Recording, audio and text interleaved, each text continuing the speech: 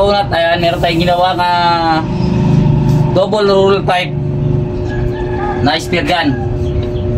Ayan, napakaganda, naka-finish ito, pipintura natin to.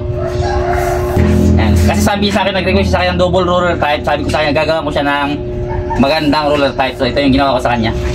Ayan. Kaya sa mga magtatanong kanino yan, kanino yung may-ari o sino yung may-ari dito. Ayan, taga dito na yan sa Palawan, sa El Nido. Ayan, si Sir King Jan. Ayan, nakalagay yan sa ano yung pangalan niya. Comment ko lang sa kanya kung magkano ang price na binigay ko sa kanya ganito. Kung magkano ang presyo binigay ko sa kanya. Napakamura lang ito mga kaunat. Ayan. Dahil idol ko si Sir Tito yan ng taga Indonesia, spear maker din. Ayan, ginaya ko yung design niya. Ayan. Mga bandang part lang dito ang video nag-iba. Ito. Ayan. 140 cm at 3 for rubber.